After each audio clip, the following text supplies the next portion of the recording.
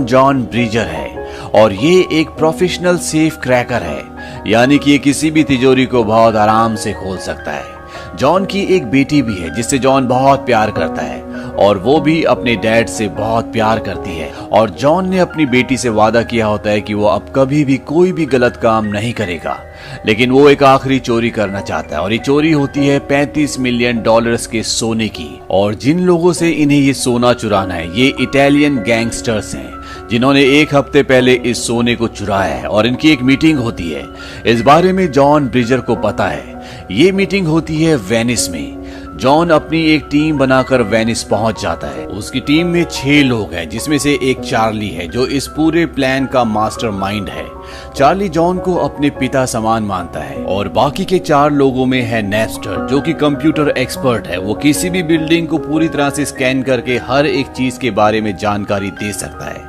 एक है handsome Rob जो गाड़ी चलाने में बहुत एक्सपर्ट है। 5वां है लेफ्ट ईयर जो किसी भी ब्लास्ट को अंजाम दे सकता है, यानी कि उसे एक्सप्लोसिव की बहुत अच्छी जानकारी है। और 6ठा होता है स्टीव जो इस पूरे प्लान में अंदर जाकर पूरे काम को अंजाम देगा। अब जिस जगह से इन्हें सोना चोरी करना है वो एक ऐसी बिल्डिंग में है जो पानी के ऊपर बनी हुई है। वेनिस में इस तरह की गलियां होती है। अब सोना फर्स्ट फ्लोर पर होता है जहां पर पहले से गैंगस्टर है, इसीलिए इनकी टीम का जो स्टीव है वो फर्स्ट फ्लोर में जो घर है यानी कि उस फ्लोर के बिल्कुल नीचे जहां पर सोना रखा हुआ है वहां पर पहुंच जाता है, क्योंकि उस वक्त घर पर कोई भी नहीं होता। और बाकी के 5 मेंबर्स पानी के स्टीमर से ठीक उसी घर के नीचे जो टनल होती है जिसमें पानी बहता है वहां पर पहुंच जाते हैं, यानी कि 5 मेंबर्स अब टनल के अंदर है और एग्जैक्ट उसके ऊपर है स्टीव और उसके ऊपर वाले फ्लोर पर वो लोग हैं जिनके पास सोना है। अब इनके साथ जो कंप्यूटर एक्सपर्ट होता है वो पूरी बिल्डिंग को स्कैन कर लेता है और उसे पता है कि एग्जैक्टली वो सेफ कहां पर है जिसके अंदर सोना है। वो उस लोकेशन को स्टीव को बताता है जो ग्राउंड फ्लोर पर है और स्टीव एग्जैक्टली सीलिंग पर उस जगह पर डायनामाइट लगा देता है जहां पर ऊपर सोने का सेफ रखा हुआ है और नीचे टनल में जो लोग हैं वो भी एग्जैक्टली डायनामाइट उसी जगह पर लगाते हैं जहां पर सोने का सेफ फर्स्ट फ्लोर से ग्राउंड फ्लोर पर गिरेगा। पूरी तैयारी करने के बाद ये ब्लास्ट करते हैं और ऊपर गैंगस्टर के सामने जो उनका सोने से भरा हुआ सेफ होता है वो सीधा फर्स्ट फ्लोर और फर्स्ट फ्लोर से नीचे इनकी बोट पर जाकर गिरता है। और इससे पहले कि वो गैंगस्टर्स को समझ पाते ये उनका सोने का भरा हुआ सेफ उन्हीं के सामने लेकर वहां से निकल जाते हैं। लेकिन इनकी बोट में सिर्फ 2 ही लोग होते हैं, एक इनका ड्राइवर जिसका नाम है हैंडसम जॉब और एक और इनका साथी, और साथ ही वहां पर सेफ भी होता है। इन्हें पता है कि ये गैंगस्टर्स इनका पीछा इतनी आसानी से नहीं छोड़ेंगे, वो इनका पीछा करते हैं। लेकिन उन्हें नहीं पता होता कि चार्ली का प्लान इससे भी स्ट्रॉन्ग है। दरअसल जब सेफ नीचे गिरा था तो वो इनकी बोट पर नहीं गिरा था बल्कि वो पानी के अंदर गिरा था और बोट के ऊपर जो सेफ है उसके अंदर कुछ भी नहीं है। और पानी के अंदर ये दिखाया जाता है कि बाकी के 4 लोग उस सेफ के आसपास हैं और जॉन उस सेफ को खोलने की कोशिश कर रहा है और इनके पास मात्र 7 मिनट्स हैं, क्योंकि 7 मिनट के बाद यहाँ पर पुलिस पहुंच जाएगी। लेकिन जॉन भी बहुत एक्सपर्ट होता है, वो इस सेफ को खोल देता है और जब वो सेफ को खोलता है तो उसके अंदर सोने का भंडार होता है। ये सारा का सारा सोना अपने बैग में शिफ्ट कर लेते हैं और तभी ऊपर पुलिस आ जाती है। लेकिन इससे पहले कि वो छानबीन करती ये सारे के सारे सोना लेकर यहाँ से निकल जाते हैं और इस तरह से $35 मिलियन के सोने को गैंगस्टर से चुराकर अपने कब्जे में ले लेते हैं। वहीं दूसरी तरफ गैंगस्टर जो बोट से इनके 2 लोगों का पीछा कर रहे होते हैं वो उन्हें नहीं पकड़ पाते और इस तरह से एक शानदार तरीके से ये इस पूरी चोरी को अंजाम देते हैं। और ये सब के सब इस जीत की खुशी के लिए एक एक जाम पीते हैं। सब अपने अपने प्लान्स बताते हैं कि इस चोरी के बाद इस पैसे से वो क्या करेंगे। लेकिन स्टीव कुछ भी नहीं कहता और जब उससे पूछा जाता है तो वो कहता है कि मैं सोच रहा हूँ कि तुम सब के प्लान चुरा लूं। दरअसल इस पूरी चोरी की जो कामयाबी होती है उसके पीछे सबसे बड़ा हाथ चार्ली का होता है, क्योंकि उसने इतना बेहतरीन प्लान बनाया था कि बिना एक गोली चलाए इन्होंने $35 मिलियन के सोने की चोरी कर ली।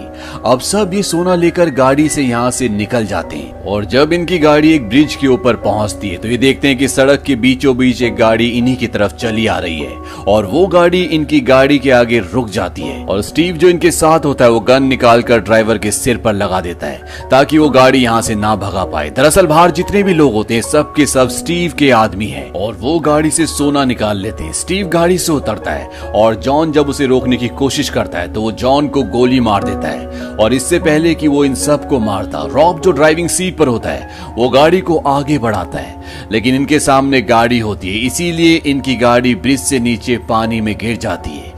ये एक बर्फीला पानी है और स्टीव लगातार इनके ऊपर गोलियां चला रहा होता है, लेकिन इनके पास सांस लेने के लिए ऑक्सीजन होता है, इसीलिए सब के सब गाड़ी के अंदर ही बैठे रहते हैं। और बहुत देर तक जब स्टीव देखता है कि कोई भी ऊपर नहीं आया तो वो समझ जाता है कि ये सब मर चुके और वो वहां से निकल जाता है। लेकिन ये सब के सब जिंदा है, लेकिन जॉन अब मर चुका है और इस बात से चार्ली को बहुत दुख होता है। धीरे धीरे वक्त बीतता है और आज इस बात को पूरा 1 साल हो जाता है, लेकिन चार्ली और उसके दोस्त आज तक उस धोखे को नहीं भूल पाए जो उन्हें स्टीव ने दिया था और वो किसी भी कीमत पर अब उससे बदला लेना चाहते हैं। चार्ली को ये पता चल जाता है कि स्टीव अब लॉस एंजलिस में रहता है और उसने 1000 टन से भी ज्यादा का सेफ यानी कि एक तिजोरी बनवाई है, जो जाहिर है कि उसने सोना रखने के लिए बनवाई है और इस सेफ को हर कोई नहीं खोल सकता। लेकिन जॉन की बेटी स्टेला इस काम में उसी तरह से माहिर होती है जिस तरह से उसके पिता जॉन थे और वो ही इस तिजोरी को खोल सकती है। लेकिन वो चोरियां नहीं करती बल्कि वो गवर्नमेंट के लिए काम करती है। और चार्ली स्टेला के पास जाता है, वो उसे कहता है कि हमें स्टीव का पता चल चुका है और अब हमें तुम्हारी मदद की जरूरत है, क्योंकि उसके पास जो सेफ है उसे सिर्फ तुम ही खोल सकती हो। लेकिन स्टेला उसकी मदद करने से साफ साफ मना कर देती है। वो कहती है कि 1 साल पहले तुमने एक प्लान बनाया था जिसमें तुम्हारे एक साथी ने मेरे पिता को मार दिया था और मैं तुम्हारी किसी भी तरह से मदद नहीं कर सकती। चार्ली कहता है सोने के बारे में नहीं है, मुझे सोना नहीं चाहिए। जॉन मेरे पिता की तरह थे और स्टीव ने उन्हें सोने के लिए मारा है और मैं उससे वो चीज छीन लूंगा जिस चीज के लिए उसने मुझसे जॉन को छीना है। और ये कहकर वो वहां से चला जाता है। और अब स्टेला उसे फोन करती है और वो कहती है कि मैं तुम्हारा साथ दूंगी, उसने मेरे पिता को मारा था और अब मैं उसे नहीं छोड़ूंगी। और एक बार फिर से ये 6 लोग इकट्ठा होते हैं, लेकिन इस बार जॉन की जगह उसकी बेटी स्टेला है। ये सब के सब लॉस एंजलिस पहुंच जाते हैं जहां पर स्टीव रहता है। ये उसके घर के बाहर जाते हैं और चार्ली की टीम में जो हैकर होता है, जो किसी भी सिक्योरिटी सिस्टम को तोड़ सकता है, किसी भी सिस्टम को हैक कर सकता है, वो कहता है यहाँ पर कार्सन सिक्योरिटी सिस्टम लगा हुआ है और पिछले 5 सालों में कोई भी हैकर इस सिक्योरिटी सिस्टम को ब्रेक नहीं कर पाया। कार्सन कंपनी हर साल एक कॉन्टेस्ट रखती है जिसमें उस आदमी को $50,000 दिए जाएंगे जो इनके सिक्योरिटी सिस्टम को तोड़ देगा, लेकिन आज तक कोई भी इनके सिक्योरिटी सिस्टम को तोड़ नहीं पाया। यहाँ वो स्टीव को भी देखते हैं जो इतने बड़े घर में अकेला रहता है, उसका कोई भी दोस्त नहीं है, इसीलिए ज्यादातर वो टीवी देखता है और इन्हें किसी भी कीमत पर अब इस घर के अंदर घुसना होगा ताकि वो पूरे घर का ब्लूप्रिंट बना सके और इन्हें पता हो कि कौन सी चीज कहां पर है, इस पूरे घर का मैप क्या है। और इस काम को स्टेला के अलावा कोई भी नहीं कर सकता क्योंकि स्टीव सबको जानता है। हालांकि उसे यकीन है कि वो सब मर चुके हैं, लेकिन अगर कोई भी उसके सामने आया तो उसे पता चल जाएगा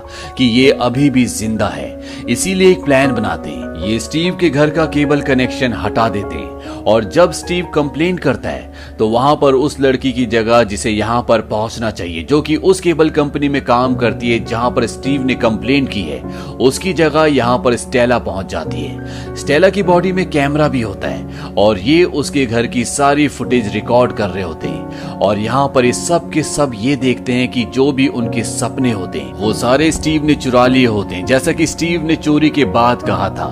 यहाँ पर वही गाड़ियां होती है जो इनमें से एक का सपना था, यहाँ पर वही म्यूजिक सिस्टम होता है जो इनमें से किसी का सपना था। और ये देखने के बाद इन सब को बहुत गुस्सा आता है। वो कहते हैं कि ना सिर्फ इसने हमारा सोना चुराया बल्कि इसने हमारे सपने भी चुरा लिए। स्टेला अंदर जाकर स्टीव के केबल कनेक्शन को ठीक कर देती है, लेकिन स्टीव उसके साथ फ्लर्टिंग करना शुरू कर देता है और वो उससे डिनर के लिए इनवाइट भी करता है। हालांकि स्टेला ऐसा नहीं करना चाहती क्योंकि उसी ने उसके पिता का खून किया है, लेकिन इन्हें किसी भी तरह से उसे घर से बाहर निकालना है, इसीलिए स्टेला हाँ कर देती है। और जब वो बाहर आती है तो चार्ली उसे कहता है कि तुम्हें डिनर पर जाने की जरूरत नहीं है और जब तक उसे पता चलेगा कि तुम नहीं आ रही तब तक हम यहाँ पर अपना पूरा काम कर चुके होंगे। अब इनके पास स्टीव के घर का पूरा नक्शा है, लेकिन जिस सेफ के अंदर सोना है उस सेफ से मेन गेट तक का जो डिस्टेंस है वो काफी दूर है और इतना सारा सोना ये उठाकर नहीं नहीं ला सकते, इसीलिए इन्हें अंदर भी छोटी छोटी गाड़ियां चलानी होंगी और पूरा पैसेज होता है 6 फीट का, यानी कि जो भी इनके पास गाड़ियां हो उनकी चौड़ाई 6 फीट से कम हो। और ये इसी तरह की गाड़ियों का टेस्ट ड्राइव करना शुरू करते हैं। वो उसके अंदर लोहे की बहुत भारी भारी प्लेट्स रख देते हैं और इसके बाद स्टीव के घर के अनुसार उन गाड़ियों को चलाना शुरू करते हैं। और पूरी टेस्टिंग के बाद इन्हें पता चलता है कि इन्हें इसी तरह की 3 गाड़ियों की जरूरत होगी और साथ ही साथ इन्हें गाड़ियों को और भी पावरफुल करना होगा, उन्हें मॉडिफाई करना होगा।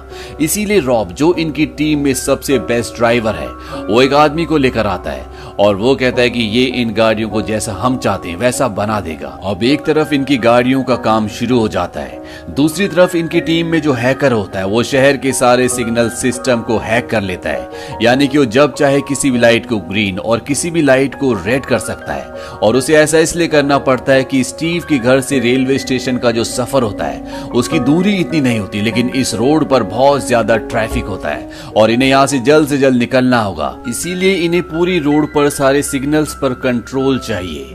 अब वो दिन आता है जब इनके प्लान को अंजाम देना है, जिस दिन स्टेला को स्टीव के साथ डेट पर जाना है। हालांकि वो वहां पर नहीं पहुंचेगी और जब स्टीव उसका इंतजार कर रहा होगा तो ये सब के सब उसके घर से सोना निकालकर वहां से निकल जाएंगे। लेकिन जब स्टीव निकल जाता है और ये लोग उसके घर के बाहर पहुंचते हैं तो ये देखते हैं कि उसके पड़ोस में पार्टी चल रही होती है और अब ये उसके घर के अंदर नहीं घुस सकते, क्योंकि अंदर जाने के लिए इन्हें गेट को ब्लास्ट करना होगा और अगर ये ऐसा करते हैं तो सबको पता चल जाएगा और इनके पूरे प्लान पर पानी फिर जाता है। और अब स्टेला को स्टीव से मिलने के लिए जाना होगा, क्योंकि अगर वो उससे मिलने के लिए नहीं गई तो वो अगली बार उसे डेट पर नहीं बुला पाएगी और इन्हें कभी भी स्टीव के घर से सोना निकालने का मौका नहीं मिलेगा।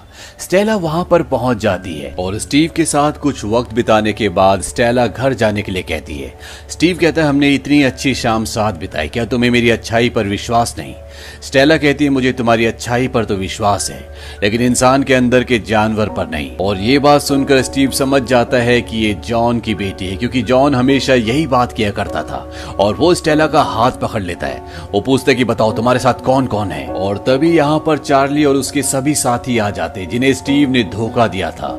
और स्टीव उन सब को देखकर हैरान हो जाता है और वो समझ जाता है कि ये सब उसका सोना चुराने की कोशिश कर रहे हैं, उसके लिए प्लान बना रहे हैं। वो कहता है, तुम्हें मेरे घर के बाहर एक ही गार्ड दिखता है, लेकिन अंदर वैसे 5 और हैं और जिस सिस्टम को तुम हैक करके सोना चुराने की कोशिश कर रहे थे, अब मैं उसकी पूरी सेटिंग चेंज कर दूंगा। और वैसे भी अब मेरे पास सोना नहीं बचा, मैं सारी ब्रिक्स बेच चुका हूँ, मेरे पास सिर्फ 2 ही ब्रिक्स बची हैं। क्या तुम उन 2 ब्रिक्स के लिए मुझसे लड़ना चाहोगे? चार्ली कहता है कि हाँ। स्टीव कहता है, लेकिन अब तुम वो भी नहीं कर सकते, क्योंकि तुम्हारे पास ये करने का सिर्फ एक ही मौका था और अब तुम उस मौके को भी गवा चुके हो।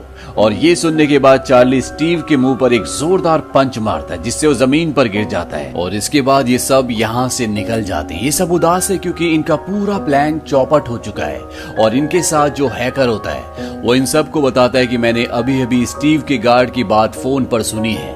उसने 4 बजे एक हेलीकॉप्टर बुलाया है, 5 बजे उसके घर पर एक आर्मर्ड गाड़ी आएगी और 8 बजे वो सारा सोना लेकर मैक्सिको निकल जाएगा। और इस बात से सब के सब उदास हो जाते हैं। लेकिन यहाँ पर जो चार्ली होता है, चार्ली कहते हैं तो अच्छी खबर है, अब मछली खुद हमारे पास आ रही है। वहीं दूसरी तरफ स्टीव ने उस आदमी को मार दिया होता है जो उससे सोना खरीदता है, क्योंकि उसे पता चल चुका होता है कि ये सोने की जो ब्रिक्स हैं ये वेनिस से आई हैं, क्योंकि इन पर एक डांसर की पिक्चर होती है। और स्टीव नहीं चाहता कि उसके सोने की सच्चाई किसी को भी पता चले, इसीलिए वो उसे मार देता है। लेकिन जिस आदमी को स्टीव ने मारा होता है उसका कजन बहुत खतरनाक होता है और वो अब किसी भी तरह से उस आदमी को ढूंढकर मारना चाहता है जिसने उसके कजन को मारा है। इसीलिए वो उस आदमी के पास जाता है जिसने उसके कजन से इन सोने की ईंटों के बारे में पूछा था, जिसने उसे ये बताया था कि ये वेनिस से आई है। ये एक बहुत ही मोटा आदमी होता है जो चार्ली का दोस्त है और चार्ली ने उसे सारी इंक्वायरी करने के लिए कहा था। और ये उस आदमी के कजन को जिसको स्टीव ने मारा है उसे सब कुछ बता देता है कि चार्ली ने मुझे ऐसा करने के लिए कहा था। और अब इसे लगता है कि उसके कजन का मर्डर चार्ली ने किया है, इसीलिए वो उसे ढूंढकर मार देना चाहता है। और जब वो मोटा आदमी चार्ली को सब कुछ बताता है तो चार्ली कहता है कि मुझे तुम्हारी मदद की जरूरत है। वहीं दूसरी तरफ स्टीव अपने घर में सोना शिफ्ट करने के लिए एक नहीं बल्कि 3 गाड़ियां मंगवाता है और साथ में सिक्योरिटी भी होती है। वो 3 गाड़ियां इसलिए मंगवाता है ताकि इन्हें पता ही ना चले कि तीनों में से कौन सी गाड़ी में सोना है। और वो खुद हेलीकॉप्टर में बैठकर आसमान से सब कुछ देख रहा होता है।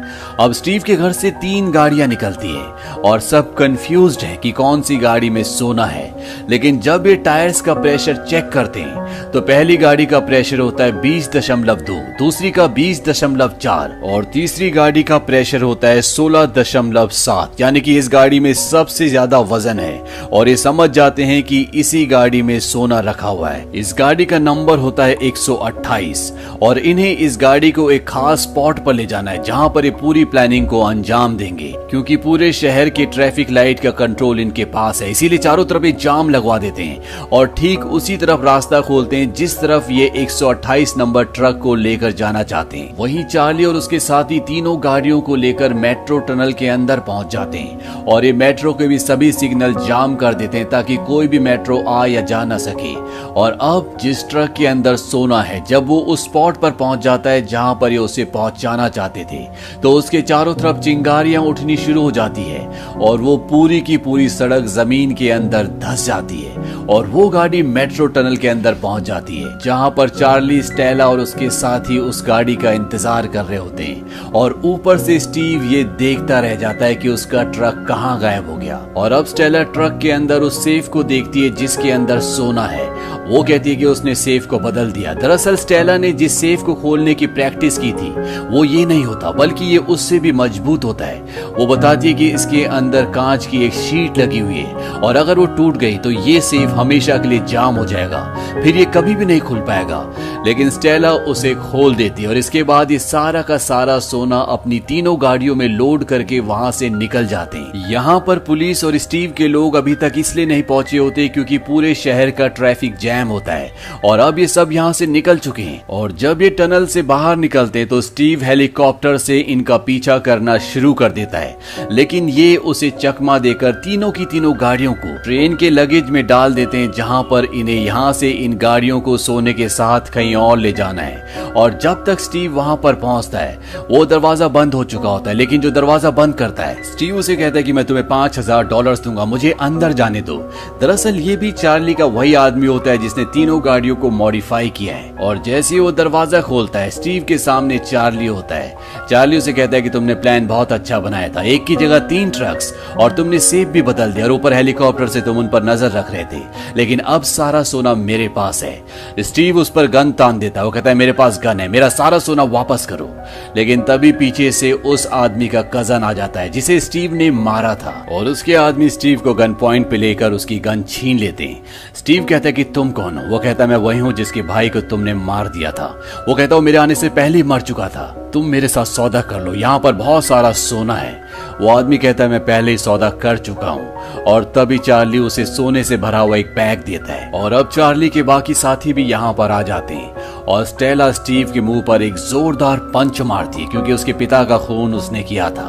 और इसके बाद मॉस्को, जिसके भाई को स्टीव ने मारा था, वो उसे अपने साथ ले जाता है। वो उसे कहता है कि मैं तुम्हें मारूंगा नहीं बल्कि जिंदगी भर तड़पाऊंगा। और अंत में ये दिखाया जाता है कि ये सब ट्रेन में अपनी जीत का जश्न मनाते हैं और इन सब के जो जो सपने होते हैं सब अपने अपने सपनों को पूरा करते हैं। स्टेला के पिता जॉन ने कभी चार्ली को कहा था कि चोर 2 तरह के होते हैं, एक जो जीने के लिए चोरी करते हैं और दूसरे जो चोरी करने के लिए चोरी करते हैं। दूसरे वाले चोर कभी मत बनना। अगर जिंदगी तुम्हें मौका दे तो अपना परिवार बनाना, किसी लड़की के साथ सेटल हो जाना।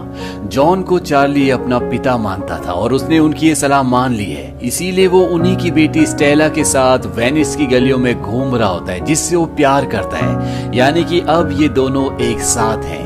और इसी के साथ ये फिल्म, ये कहानी यहीं पर खत्म हो जाती है। ये फिल्म सन 2003 में रिलीज हुई थी। IMDb पर इसकी रेटिंग है 7। इस फिल्म का बजट था $60 मिलियन और बॉक्स ऑफिस पर इसने कमाई की थी $177 मिलियन की। उम्मीद करते हैं कि ये कहानी आपको पसंद आई होगी।